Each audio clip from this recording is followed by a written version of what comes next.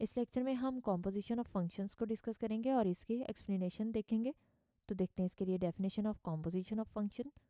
अगर हमारे पास f कोई फंक्शन है x from the set x to y, यानी दो सेट है हमारे पास, एक x सेट है और एक y सेट है, और f उनमें से कोई फंक्शन है जो कि एज x टू y है, और g कोई फंक्शन है from the set y to z।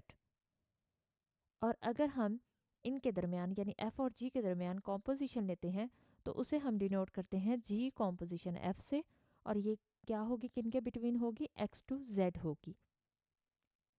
और इसे हम डिनोट कैसे करेंगे, इसको लिखेंगे g composition f of x, जो कि x क्या है, एलिमेंट है, ये कहाँ से लिया जा रहा है, x से, इक्वल होगी g of f of x।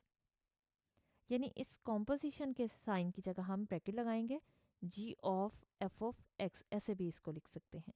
For all x belongs to x, हमारे पास जो x एलिमेंट आ रहा है वो कहाँ से आ रहा है, x से आ रहा है। अब हम देखते हैं इसकी एक्सप्लेनेशन कि अगर हमारे पास दो रियल वैल्यूड फंक्शंस हम ले लेते हैं f और g, f ऑफ x हमारे पास है 2x प्लस 3 और g ऑफ x हमारे पास है x स्क्वायर। हम देखते हैं कि इसको हम सॉल्व कैसे करेंगे। ये स्टेप मैंने आपके लिए रिपीट कर दिया है। अब g composition f of x हमें लेना है, तो इसके लिए क्या लिखेंगे, इसको g of f of x। अब यहाँ पे देखें कि हम इसको सॉल्व कर रहे हैं, तो कॉम्पोजिशन की जगह हम ब्रैकेट लगा देंगे और f ऑफ x उसी तरह से आ जाएगा।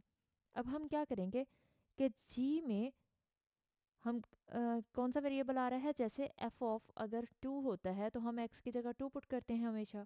इसी तरह से आप समझेंगे यहाँ पे कि g कोई फंक्शन है और f ऑफ x उसका वेरिएबल है, यानी f ऑफ g में हम f ऑफ x की जगह उसकी वैल्यू लिखेंगे। ये f ऑफ x की वैल्यू है जो कि एज अ x ट्रीट होगी।